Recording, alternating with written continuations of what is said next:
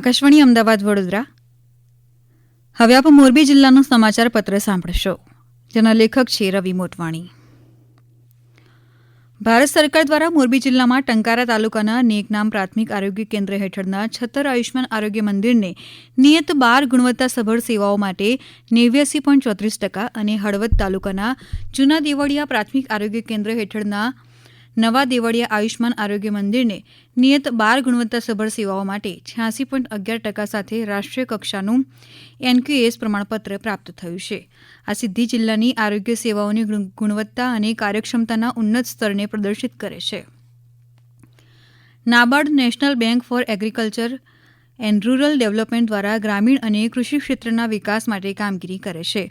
મોરબી જિલ્લામાં નાબાર્ડ દ્વારા skill and entrepreneurship development ગ્રામ્ય વિસ્તારના યુવાઓના ભવિષ્ય નિર્માણ માટે વર્ષ 2023-24માં 11,56,000ની સહાય કરી છે, જેના થકી યુવાનો તાલીમબદ્ધ થઈ રોજગારીની તક મેળવી શક્યા છે.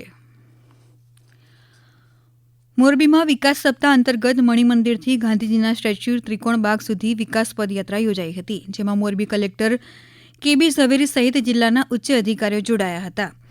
વિકાસ સપ્તાહની ઉજવણીના ભાગરૂપે યોજાયેલી આ વિકાસ પદયાત્રાને મહાનુભાવોએ લીલી ઝંડી બતાવી મણિમંદિરથી પ્રસ્થાન કરાવી હતી. ત્રિકોણબાગ ખાતે ગાંધીજીને સૂતરની આંટી પહેરાવી વિકાસ પદયાત્રાની પૂર્ણાહુતિ કરવામાં આવી હતી.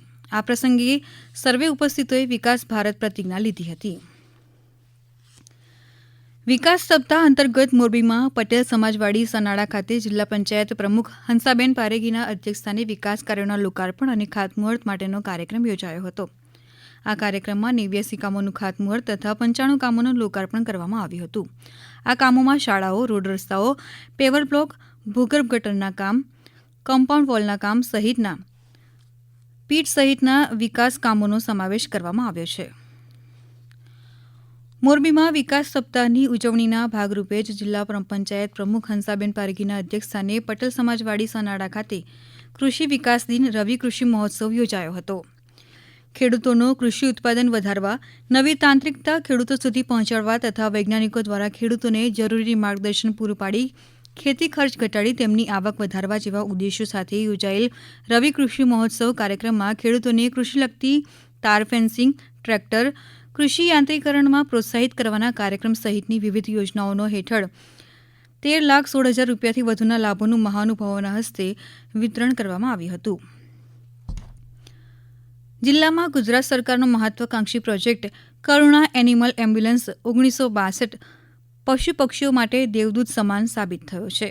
છેલ્લા 8 વર્ષથી કાર્યરત આ હેલ્પલાઇન થકી 21,000થી વધુ પશુ પક્ષીઓને નવજીવન મળ્યું છે. તારીખ 6 ઓક્ટોબર 2017થી રાજ્ય સરકાર દ્વારા શરૂ કરેલી આ સેવાએ તાજેતરમાં સફળતાપૂર્વક 8 વર્ષ પૂર્ણ કર્યા છે. EMRI, GHS અને પશુપાલન વિભાગના સંયુક્ત ઉપક્રમે કાર્યરત આ સેવા 8 વર્ષના ગાળામાં મોરબી જિલ્લામાં અનેક ઇજાગ્રસ્ત અને બીમાર પશુ પક્ષીઓની સ્થળ પર જ તાત્કાલિક સારવાર આપી તેમના માટે આશીર્વાદરૂપ સાબિત થઈ છે. વિકાસ સપ્તાહ અંતર્ગત દિવાળીના પર્વ પર સ્થાનિક ઉદ્યોગકારો અને હસ્તકલાના કારીગરોને સ્થાનિક કક્ષાએ રોજગારી મળી રહે તેવા હેતુથી સ્વદેશીની ટીમ સાથે આયોજિત 10 દિવસીય મેળામાં વેચાણ પ્રદર્શન માટે 50 સ્ટોલ ઊભા કરવામાં આવ્યા છે.